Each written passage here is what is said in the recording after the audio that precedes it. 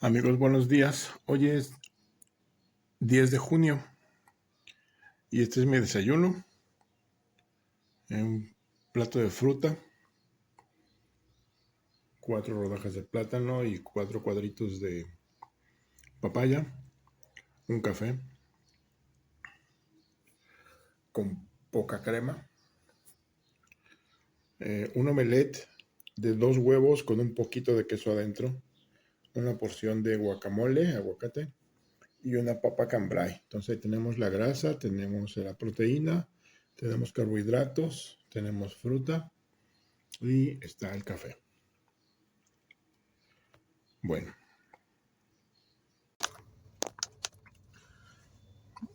amigos, buenas tardes.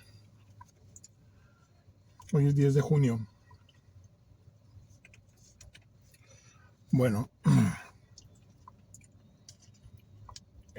vamos a continuar con el método. Habíamos dicho que de lo que se iba a hablar el día de hoy era de los principales defectos del carácter y también de las manifestaciones más comunes del egocentrismo.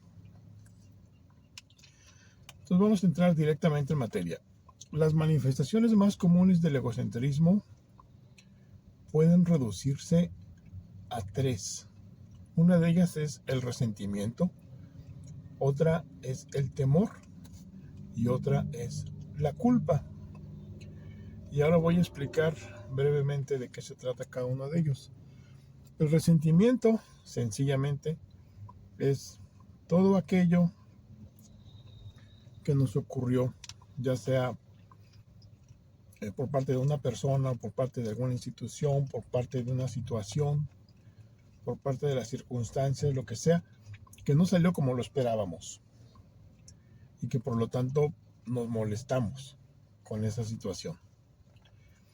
O sea, las cosas no salieron como esperábamos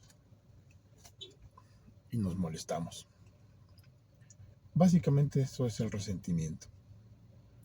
Y se llama resentimiento porque nos sentimos ofendidos en el momento y esa sensación de ofensa no se nos va, o sea, se queda.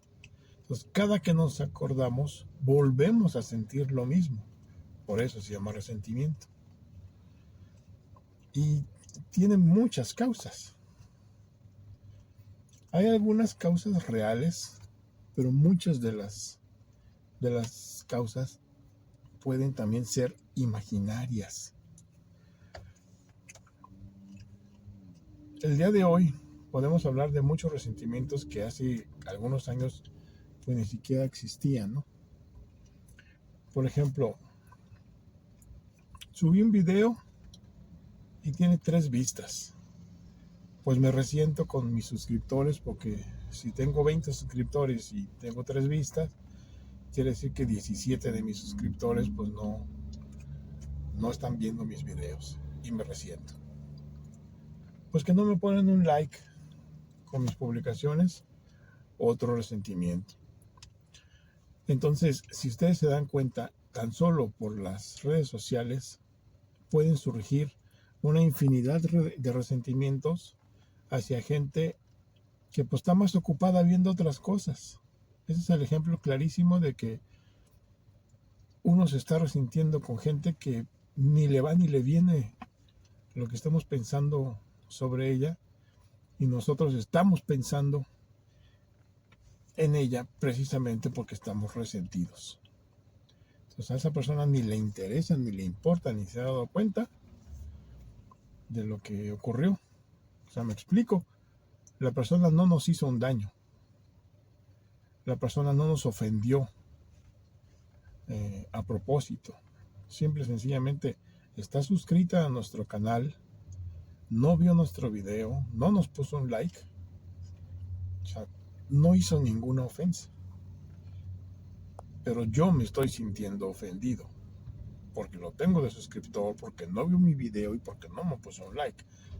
ya no digamos que no me puso un comentario, ya no digamos que no me habló por teléfono para felicitarme por lo magníficamente editado que está el video. Y así sucesivamente. Les pongo este ejemplo porque así como unos 10, 15 años atrás, puede haber miles de circunstancias también que nos tengan resentidos hacia personas que ni siquiera están enteradas de que algo que ellos hicieron nos provocó un resentimiento. Claro que hay otros casos en donde sí, ¿no? O sea, el compañerito de la escuela que nos pegaba, o la persona que se burlaba, o el hermano que siempre nos criticaba, o que nos ponía en evidencia, el tío que nos hacía burla, cosas así, ¿no? Mucha gente que sí empezó a hacer así, por ejemplo, bullying, que antes no se conocía eso como bullying, sino que eran simples bromas para reírnos de nosotros mismos, según se contaba, pero que pues nos humillaban. Entonces, y esos pues también se convertían en resentimientos, dependiendo, claro, también del temperamento de cada quien, recordemos eso. Entonces hay muchas causas por las cuales uno puede sentirse o estar resentido, en, y las personas que lo provocaron pueden no estar enteradas de ello. Y en algunos casos, pues tal vez sí sean conscientes de que hicieron un daño real, genuino. O sea, si alguien nos robó, si alguien nos pegó, si alguien nos hizo algún otro tipo de daño, pues eso sí.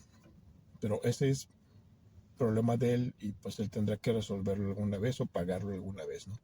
El caso es cómo reaccionamos nosotros ante esas situaciones.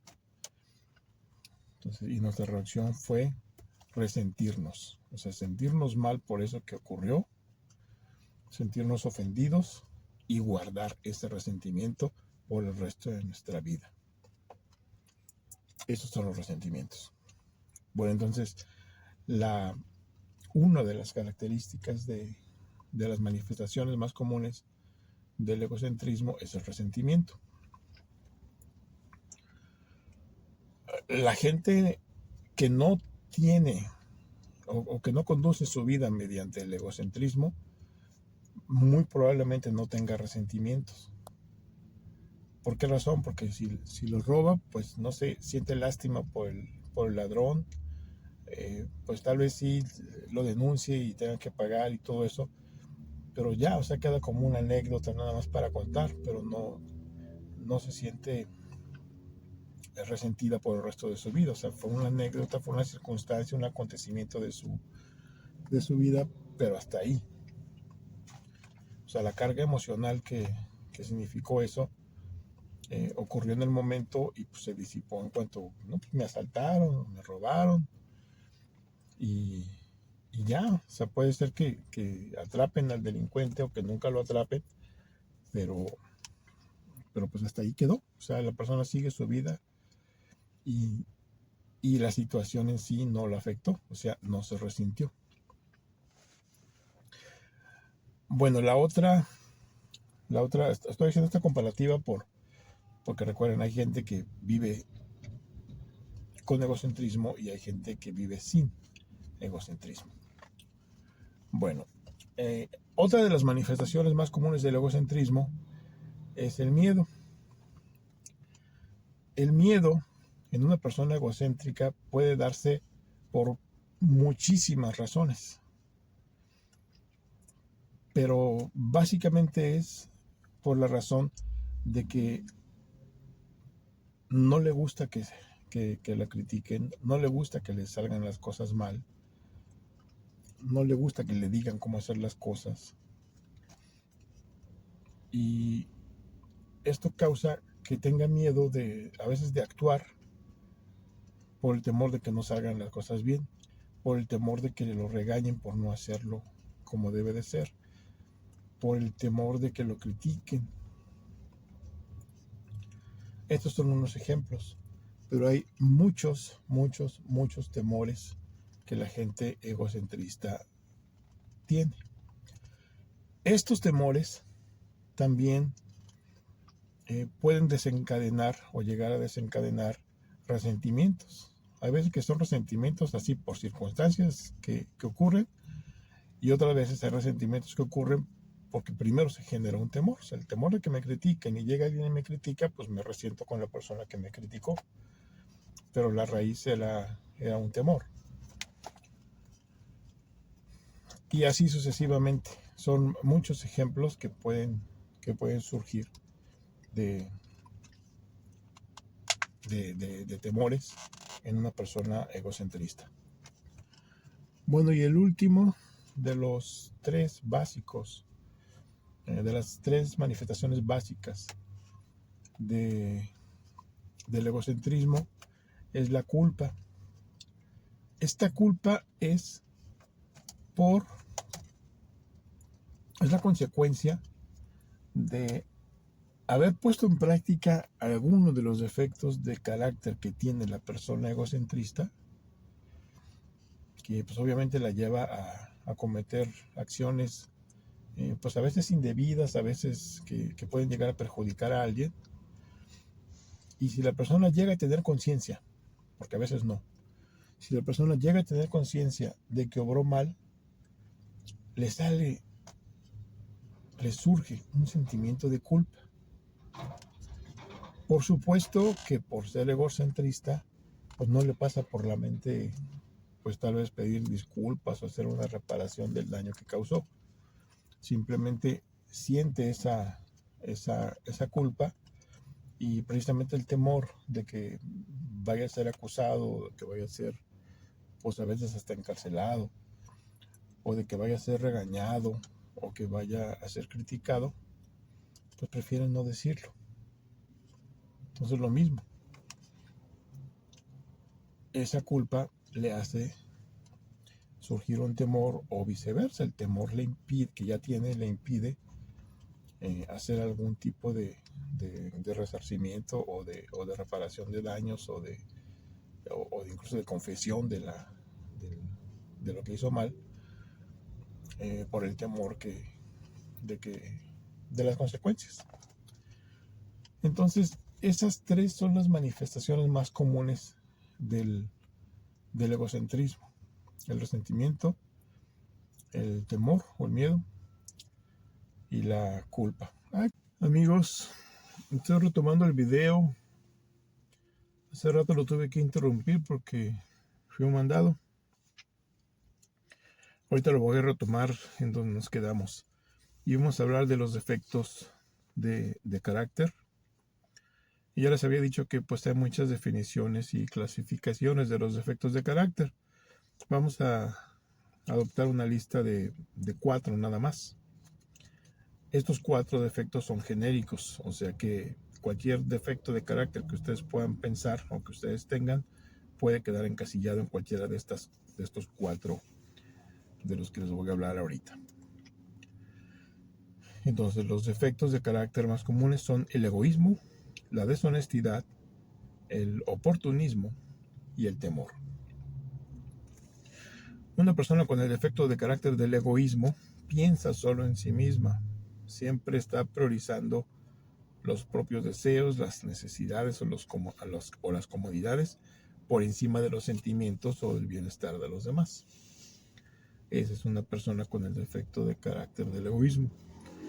Una persona con el defecto de carácter de la deshonestidad, y aquí que va a ser una aclaración, la deshonestidad puede tener, de hecho tiene 2 acepciones. Una es la más notoria, la más visible, que es una persona deshonesta, pues que engaña, que roba, que pues no es transparente ni con los demás ni con uno mismo. Esa es la acepción más notoria, la más visible.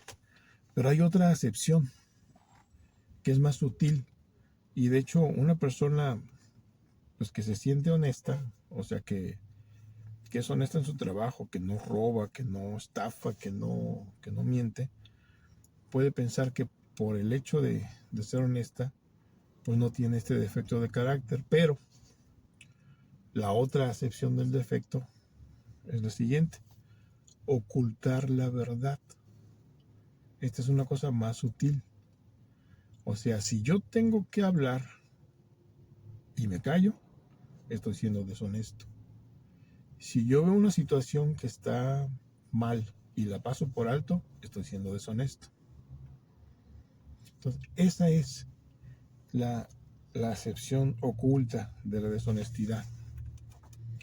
Más adelante vamos a ver pues más detenidamente este defecto, pero es uno que muchas veces se pasa por alto porque como tiene dos acepciones y si uno no tiene la primera acepción, o sea, la más visible, pues puede pensar que no tiene la otra, y siendo que esa pues puede ser pues la más grave y la que lo puede tener mal, porque una persona que sabe algo y que sabe que lo tiene que decir y no lo dice, invariablemente se va a sentir mal emocionalmente, va a tener una carga emocional, se va a sentir inquieta, y nosotros sabemos que si nos sentimos inquietos vamos a tener la tendencia a querer comer en exceso. Entonces, por eso es muy importante entender esta segunda acepción de la deshonestidad. Bueno, el siguiente punto es el oportunismo. En inglés el término es self-seeking. Yo nunca he encontrado una traducción que me satisfaga a mí, ¿no? Entonces yo le puse oportunismo, pero pues es una persona interesada, una persona que siempre busca su conveniencia, que pasa por encima de los demás, o que cuando se relaciona con los demás siempre quiere estar sacando provecho de esa relación. Siempre actúa manipulando las situaciones para obtener un beneficio, una atención, un control personal, etcétera, etcétera, ¿no? Esa es la persona con el efecto de carácter del oportunismo o del interés o self-seeking, como es en inglés. Siempre está buscando su propia conveniencia. Y finalmente el temor. Una persona con el defecto de carácter del temor, pues siempre va a sentir miedo, inseguridad, ansiedad. Siempre va a estar actuando a la defensiva para protegerse o para no perder el control. Este temor, ya habíamos hablado del temor cuando hablamos de las manifestaciones más comunes del egocentrismo. Entonces es un defecto aparte de ser una manifestación, es un defecto de carácter que puede ser corregido. Bueno, estos son los 4 defectos de carácter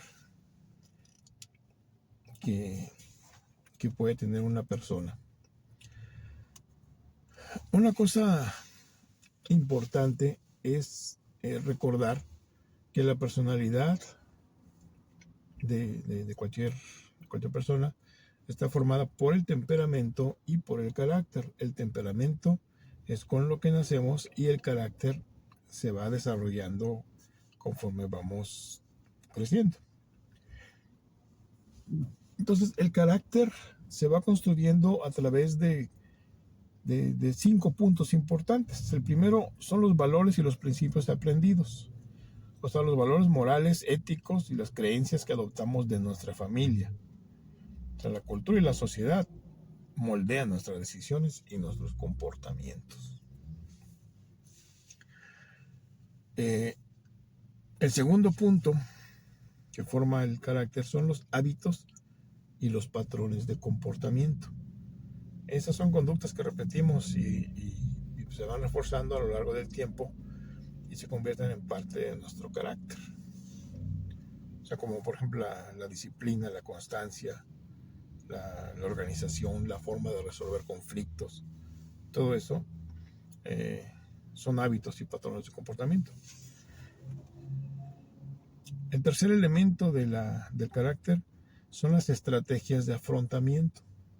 Esto es una cosa, pues algo grave en los que comemos en exceso, porque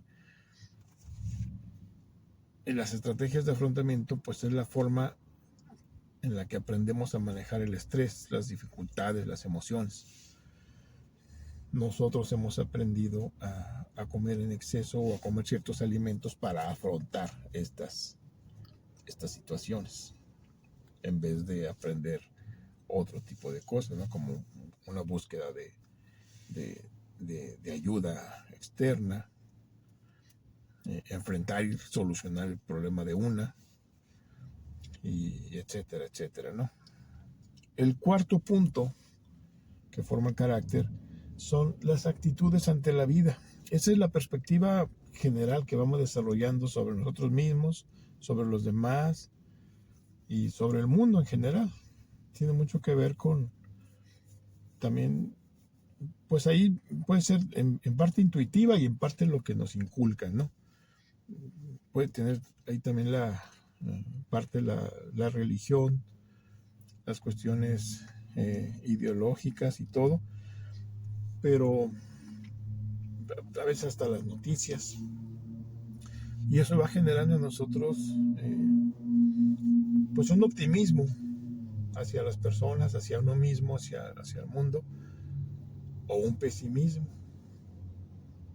o sea que nada me sale bien, siempre me equivoco, todos son unos tales por cuales, el mundo se va a acabar. Todo eso es un pesimismo o un optimismo, una confianza en la sociedad o una desconfianza de la sociedad. Todas esas actitudes ante la vida se van desarrollando. Y el último punto que forma el carácter es el control de impulsos. Entonces, la capacidad de regular nuestras reacciones temperamentales se va aprendiendo. Acuérdense, el temperamento es innato y nos obliga a hacer cosas. El carácter nos ayuda a contrarrestar ciertas actitudes temperamentales innatas que se pueden salir de control si no las sometemos mediante alguna actitud de carácter. Y si en vez de eso desarrollamos un defecto de carácter que va a aumentar esa reacción temperamental, entonces eso es lo que nos va a llevar a nosotros, los que comemos en exceso, a salirnos de control emocional y terminar comiendo en exceso.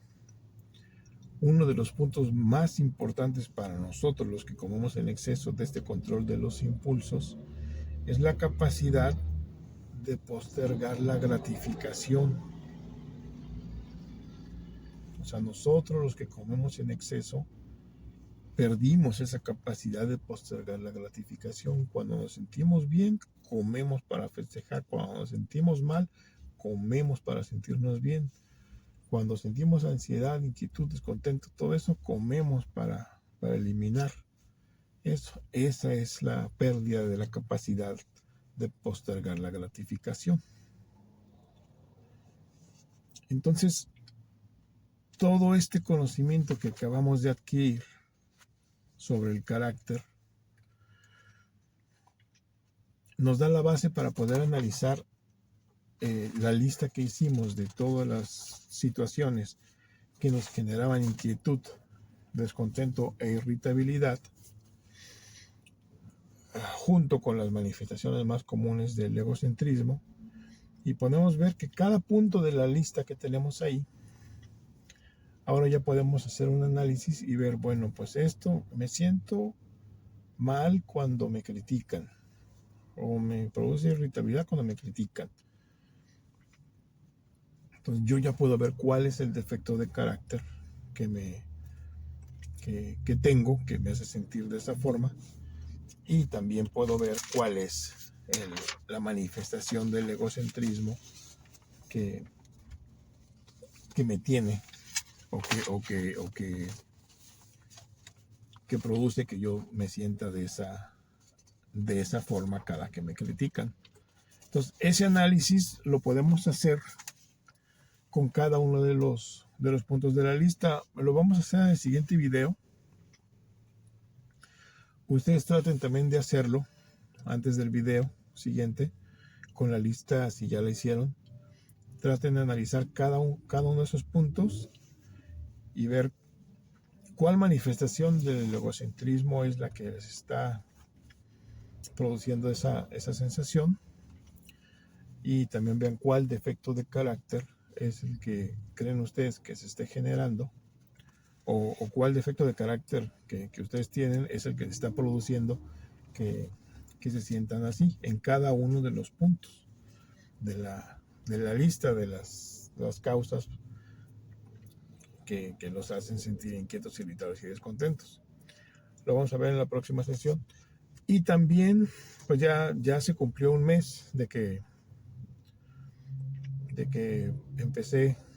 empezamos, ustedes ya también empezaron junto conmigo, a hacer nuestra tabla de monitoreo. Pues ahora ya la podemos modificar, la vamos a modificar.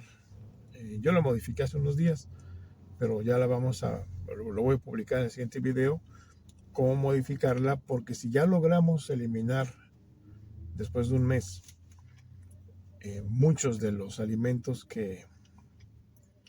a los que éramos adictos, a los que nos detonaban, ya los podemos retirar de la lista. Porque acuérdense, en algún video les había mencionado que en algunos lugares dicen que solamente bastan 3 días para eliminar esto, otros dicen que son 7 días, otros dicen que son 21 días, otros dicen que son 30 días. Bueno, como sea, ya pasaron 3 días, ya pasaron 7, ya pasaron 21, ya pasaron 30. Entonces hoy ya podemos considerar, si ustedes siguieron bien el procedimiento, ya podemos considerar que nuestro organismo ya está absolutamente libre de toda esa lista de alimentos detonantes. Si hay alguno que ustedes todavía tengan tachecito, pues ese manténganlo en la lista. Pero si ustedes ven que ya pasó todo el mes y tienen pura palomita, pues quiere decir que esos alimentos, que ustedes ya quedaron libres de la adicción a esos alimentos, de la adicción orgánica, recuérdenlo. Nosotros tenemos un problema doble, que es la alergia orgánica y la obsesión mental. Entonces ya estamos libres. Si ustedes tienen puras palomitas en su hoja de monitoreo, ya están libres de la alergia orgánica de esos alimentos que están ahí. Pero no están libres de la obsesión mental. Este trabajo que estamos haciendo ahorita, de todo lo que estamos aprendiendo ahorita, es para podernos librar de la obsesión mental. Pero del otro ya estamos liberados. La solución, les había dicho, es la abstinencia de esos elementos. Llevamos 30 días de abstinencia, ya estamos liberados. Ahora necesitamos librarnos de la obsesión mental para no volver a ingerir esos alimentos que ahorita muy probablemente ya ni siquiera se nos antojan. O sea, esos antojos venían porque los estábamos ingiriendo. Pero si los dejamos de ingerir, ya no se nos antojan. O sea, la obsesión mental nos hace surgir una necesidad de ingerirlos para apaciguar una sensación emocional, pero ya no es un antojo físico, ya no es un antojo orgánico. O sea, ya tenemos ya claridad mental suficiente como para decir, esto no lo voy a comer. Cuando llega la obsesión mental, esa claridad desaparece. La obsesión es una idea que se impone en la mente por encima de cualquier otra cosa. Por eso es tan importante librarnos de la obsesión mental. Bueno, entonces en el próximo video vamos a ajustar, o sea, retirar todo lo que ya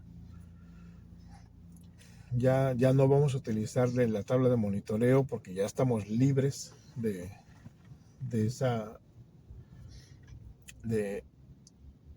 esas sustancias. Y vamos a añadir ahora a esta tabla de monitoreo precisamente los defectos de carácter que vamos a encontrar en nosotros.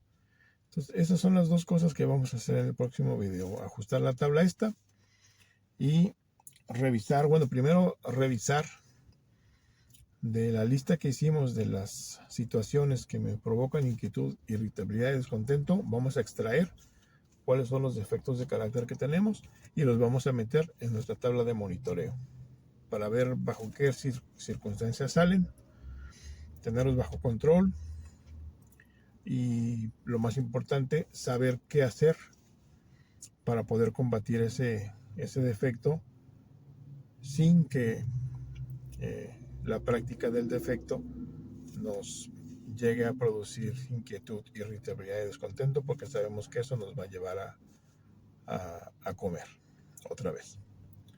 Eso es lo que vamos a hacer en el siguiente video. Bueno, muchas gracias por su atención y nos vemos en el siguiente video.